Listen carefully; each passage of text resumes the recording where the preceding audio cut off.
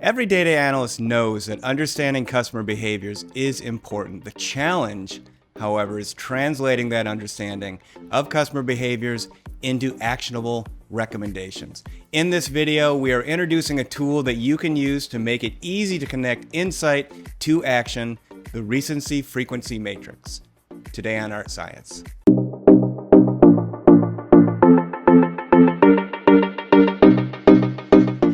Hey there, I'm Kevin Hartman, Associate Professor at the University of Notre Dame and founder of the Art+Science Analytics Institute, where our mission is to make you a better data analyst. Today, we are looking at the simple elegance of the Recency-Frequency Matrix. The simplicity and user-friendly nature of this method makes it an essential tool for analysts.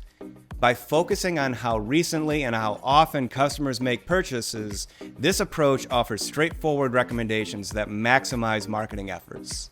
Here's what we'll discuss today. The definition of the Recency-Frequency Matrix, we'll get into what that is, customer segments that emerge from the matrix, and steps for creating a Recency-Frequency Matrix at a high level. Look for future videos where we'll get into more detail.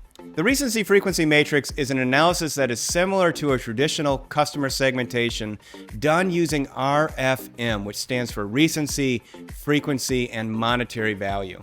This model evaluates customers based on recency, how recently they made a purchase, frequency, how often they make a purchase, and monetary value, how much they spend.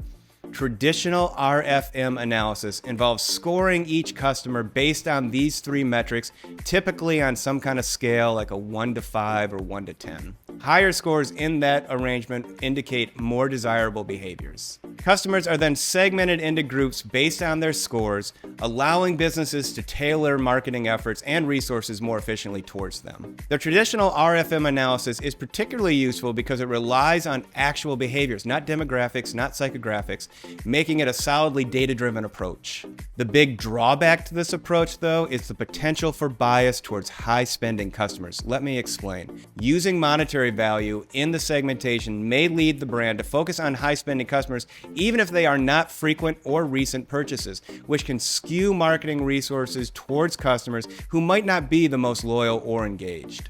I see this all the time. A customer becomes a high spender because they saved up for an aspirational purchase without the means to continue at that level.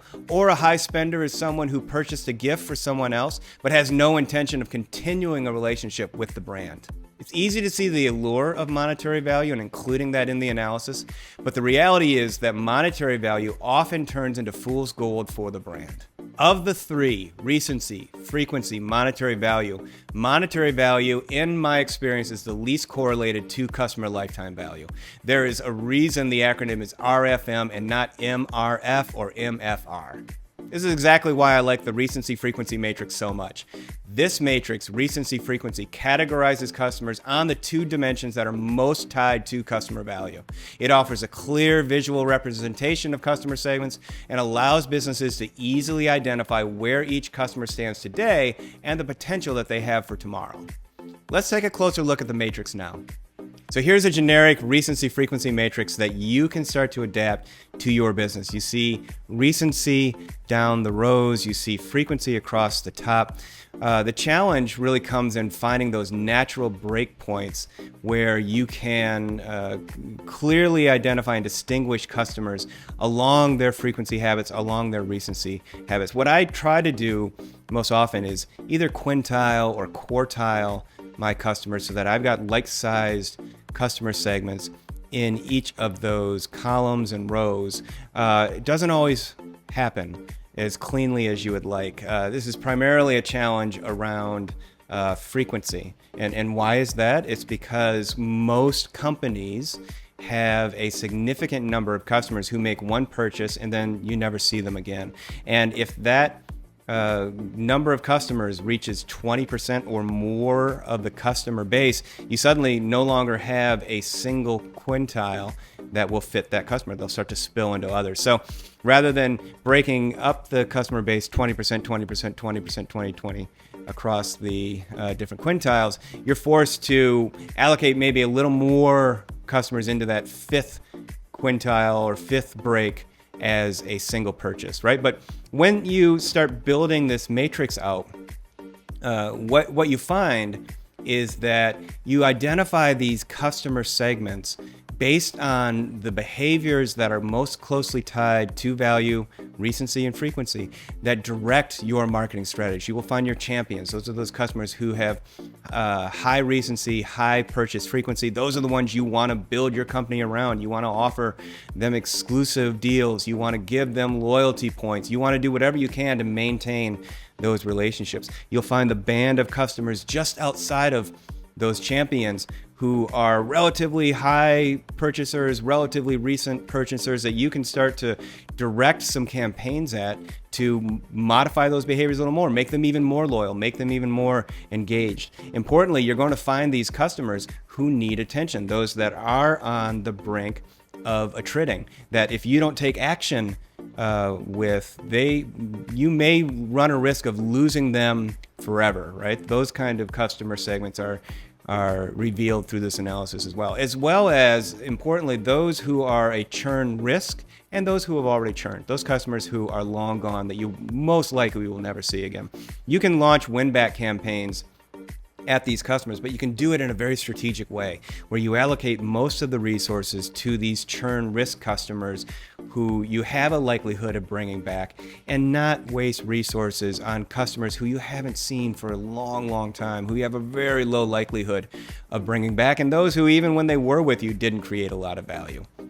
By categorizing your customers in this way, you gain a strategic view of your customers that can guide your decisions on how to communicate with each segment and where to allocate your resources most efficiently and effectively. You can build this matrix in a number of ways with a number of tools, so let's take a look at that now.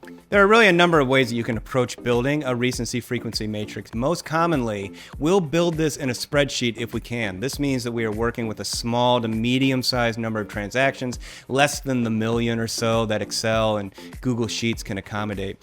When we are working with more transactions, those that are too large in volume to fit in a spreadsheet, we'll move on to SQL, R, or Python, or some heavy-duty tool that allows us to conduct the analysis. Regardless of the tool we're using, there's a consistent set of steps that we must complete to produce a recency-frequency matrix. First, we have to rank the customers across those recency and frequency dimensions from top to bottom, those who purchased most recently all the way down to those that purchased furthest in the past, and those who purchased the most over our analysis horizon to those who purchased the least. The second thing that we have to do is determine those breakpoints. Maybe that is quartiling your customers along those dimensions. Maybe it's quintiling. Maybe there's some other kind of natural threshold that you find in the numbers, but whatever that is, you're establishing how you're going to break customers across those dimensions. Third is constructing the matrix along your breakpoints. This is where in a spreadsheet, we will use the pivot table. It's a very easy tool to make this happen.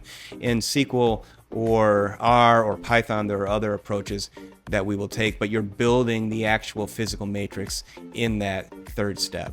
The fourth thing we need to do is assign designations to our customer segments. Which ones are our champions? Which ones are we sure have already churned based on what we know about our business, how frequently people do purchase and how much they purchase on average. And finally, we will build our marketing strategies based on those segments. We will identify those customers who deserve a lot of our resources. We'll identify those customers from whom we don't want to make a great investment, and we'll build the strategies, the campaigns, the offers to make those strategies a reality.